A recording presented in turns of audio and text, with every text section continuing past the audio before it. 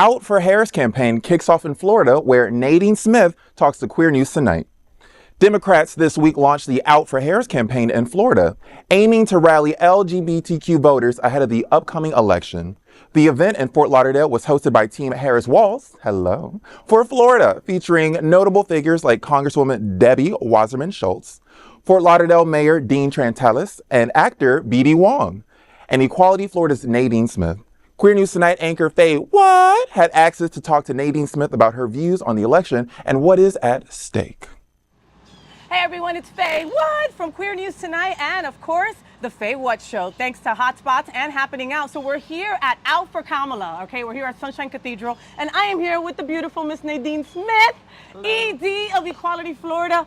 Woman, what a year we've had, right? And it's only August. Oh my God, it's just about to be September and it's been such a whirlwind of a year. It has been. And here we are supporting the K, you know, making sure that our girl is the next president of the United States. How do you feel right now, Nadine, as a woman of color, as a woman? Like, I know for me, when Biden, so gracefully stepped down, I was so appreciative to him. But I was like, it's our time, all right? Women, let's stand up, let's fight, let's make this happen. Yeah.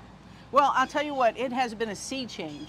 You know, we've been saying in Florida, after years and years of being attacked by Ron DeSantis and the MAGA, Project 25 experiment that's unfolding in our state, we've been saying we are going to turn the tide, not just here in Florida, but for the nation. Because Americans, just like Floridians, we're tired of the politics of division, of spitefulness. We're tired of censorship and surveillance. We're tired of book bans.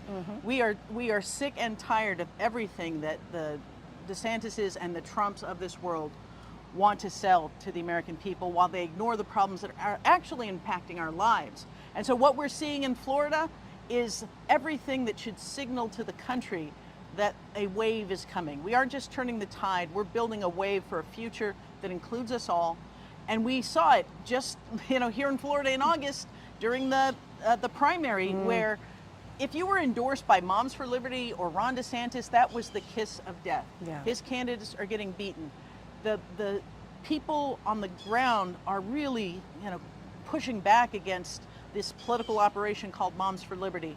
And we're taking back our schools from these extremists, and we're tired of not only the censorship and the book bans, but the corruption. Yeah. You cannot even keep track of the number of scandals that our governor's pretending he doesn't know anything about, right? Because when you have this kind of power, the kind of power that Trump wants to have as a president, and the kind of power that DeSantis has amassed here in Florida, you always have corruption. So it should shock no one that the University of Florida, president has resigned in disgrace, has bilked millions, has directed funds to his cronies. Ron DeSantis has been doing that in broad daylight, and he's following the same game plan as Donald Trump, which is find a scapegoat, attack them relentlessly, so that nobody pays attention to how you're lining your own pockets.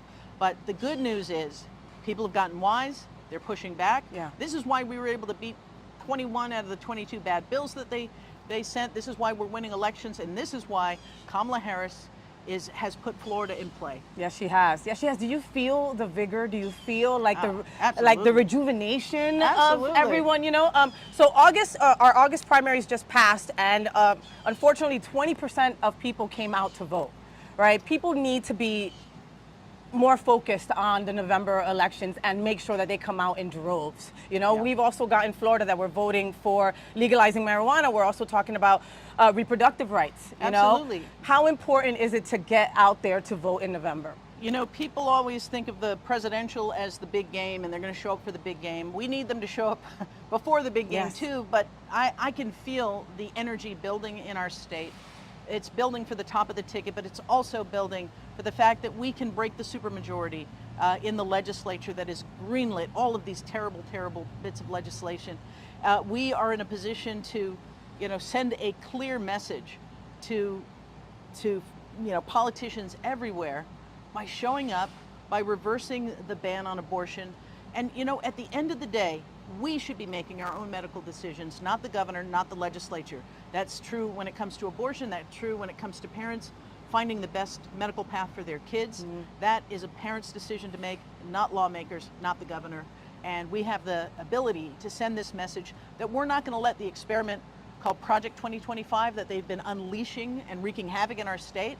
Not only are we going to undo it, we're going to stop it from spreading further, and we're going to stop Trump from ever occupying the White House again. Yes. And we're going to celebrate President Kamala Harris. Yes, we will. Yes, Ms. Nadine Smith from Equality Florida, our Executive Director at Equality Florida. Incredible day here out for Kamala at Sunshine Cathedral.